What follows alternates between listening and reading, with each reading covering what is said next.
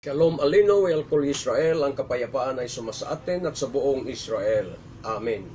Kin ano'y kulim lasot damigid haimit, ilabiad haimit, sapagkat wala tayong magawa laban sa mga salitang katotohanan, kundi sa pagpanig sa katotohanan. Ang Shabbat itinuro na ng Elohim sa atin mula pa sa Genesis chapter 1. Di ba? Mababasa mo doon. At ang pagbilang sa isang linggo ay makikita na doon 7 days a week, mga kapatid, sa Genesis 1. Ang Shabbat ay hindi nakabase sa new moon. Dahil sa Genesis 1 ay wala tayong mababasa na mayroong new moon doon nga nakasulat, wala talaga. Ngunit mayroon ang Shabbat, di ba? Kaya ang Shabbat at ang new moon ay walang koneksyon, mga kapatid, sa isa't isa. Wala silang koneksyon sa isa't isa. Kaya ang eksaktong basihan ng Shabbat ay ang Genesis chapter 1. At diyan nakabase ang ating kalendaryo ngayon. At hindi nababago ang arrangement nito sa 7 days a week. Ika-7 na araw ay ang Shabbat, ayon sa Genesis chapter 1. Kaya itong mga naglilitawan ngayon na mga lunarian group na nagbabase sa new moon ay mga bulaan ito at mga alagad ni Satanas. Dahil nais nilang lituhin ang mga taong walang alam sa Biblia. Nais nilang maligaw ang mga tao mula sa tunay na Shabbat at dalhin nila sa palipat-lipat na araw na pag-Shabbat, mga kapatid. At para malito tayo, ipinipilit nila na tayo di umano ay nagsasamba di umano kay Sator, dahil laging tumutukma raw sa Saturday ang ating Shabbat. Pero ang hindi nila alam na sila pala ang sumasamba sa lahat ng araw sa isang linggo. Kay kung ang Shabbat nila ay matiming sa Sunday, ang sun ang kanilang sinamba. Di ba? Ang araw ang kanilang sinamba.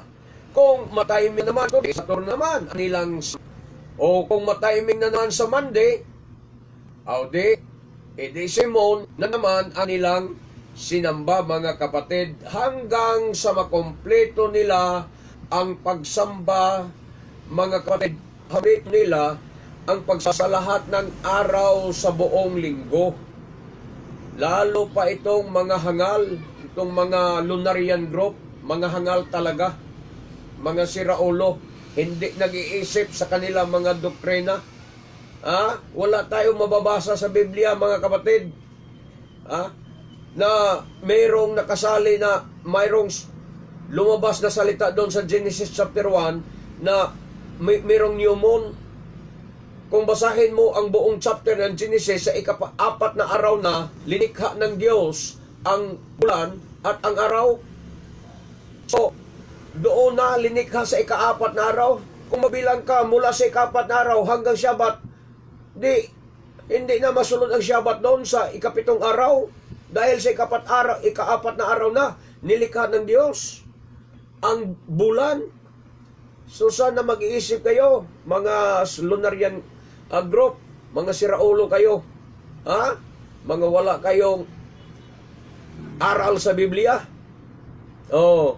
Ngayon, ang tanong, totoo bang may koneksyon ang Shabbat at ang Saturday? Dahil yun ang laging ipinipilit nyo, na ang Shabbat ay si Sator. Totoo ba na may koneksyon ang Shabbat at ang Saturday? Wala. Dahil ang Shabbat ay noon pa mula sa Genesis chapter 1. Samantalang ang pangalang Saturday ay ipinasok lamang ng Gregorian calendar sa panahon ni Pope Gregory III, kung hindi ako nagkamali, mga kapatid. So malinaw na walang koneksyon ang Shabbat at ang Saturday. Guni-guni lang ho ninyo yan. Mga siraulo kasi kayong mga lunarian group. Mag-aral naman kayong mabuti sa Biblia. Oh. So nawala ba ang Shabbat noong ipinasok ang pangalang Saturday? Wala. Hindi. Hindi nawala ang Shabbat noong ipinasok ng Gregorian calendar ang salitang Saturday. Hindi nawala ang Shabbat. Ganun pa rin ang araw ng Shabbat. Ang tamang araw ng Shabbat ay hindi nawala, mga kapatid. At ito ang tamang example. Tandaan nyo itong example ko. Noong pinalitan ni Paraon ang pangalan ni Yosef sa Egyptian name na Tifnat-Paneah, nawala ba ang kanyang pagka-Yosef? Hindi, di ba? Yosef pa rin siya. Siya pa rin si Yosef. Kahit pinalitan na ang pangalan niya na Tifnat-Paneah, siya pa rin si Yosef, hindi nawala ang pagka-Yosef niya. Ganon din ang araw ng Shabbat. Kahit anong pangalan pa ang ipapalit mo sa araw ng Shabbat, ay iyan pa rin ang araw ng Shabbat sa mata ng Elohim. Hindi nagbabago niyan, mga kapatid. Hanggang sa muli, we love you in Adonai, but our Adonai Yeshua loves you more. Am Yisrael Kai.